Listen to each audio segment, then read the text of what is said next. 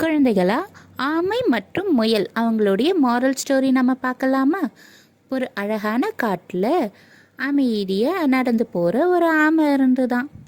அந்த ஆமைக்கு நிறைய நண்பர்களும் அந்த காட்டில் இருந்தாங்களாம். அணில் என்ன ஒரு நாள் ஓட்டப்பந்தயம் வைக்கிறதா அனௌன்ஸ் பண்ணுறாரு. அப்போ ஆமை நண்பனும் முயல் நண்பனும் நான் கலந்துக்கிறேன்னு சொல்லிட்டு சொல்கிறாங்களாம். அடுத்த நாள் காலையில் 2 பேரும் போட்டிக்கு தயாராகிறாங்களாம். அணில் நண்பன் போட்டியை துவக்கி வைக்கிறாங்க. 2 பேரும் ஓட ஆரம்பிக்கிறாங்க. ஆமை பார்த்திங்கன்னா ரொம்ப வேகமாக போகாமல் பொறுமையாக போகுதான். ஆனால் முயல் ரொம்ப வேகமாக போகுதான். முயல் பார்த்துட்டு ஆமையை உன்னால் என்னை துரத்த முடியாதுன்னு சொல்லிட்டு வேகமாக போகுதான். ஆமை இதை எதுவுமே கண்டுக்காமல் பொறுமையாக போயிட்டு இருக்குதான். அங்கே பக்கத்தில் ஒரு புதர் இருந்துதான். அங்கே கேரட் இருந்ததை பார்த்துட்டு முயல் அதை சாப்பிட்டுட்டு நம்ம போயிடலாம், ஆமை பொறுமையாக தானே வருதுன்னு சொல்லிட்டு சாப்பிட போச்சான். சாப்பிட்டுட்டு மறந்து அங்கேயே தூங்கிடுச்சான்.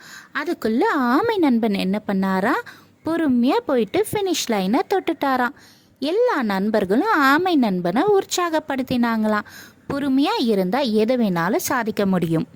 பொறுமையாக இருந்ததுனால தான் அந்த ஆமைனால் ஜெயிக்க முடிஞ்சுது. வேகமாக இருந்த அணில் பார்த்தீங்கன்னா வேகமாக போயிட்டு முட்டிக்கிச்சான். இதே மாதிரி அடுத்தடுத்து நிறைய மாரல் ஸ்டோரியை நம்ம சேனலில் பார்க்கலாம். பாய் குழந்தைகளா.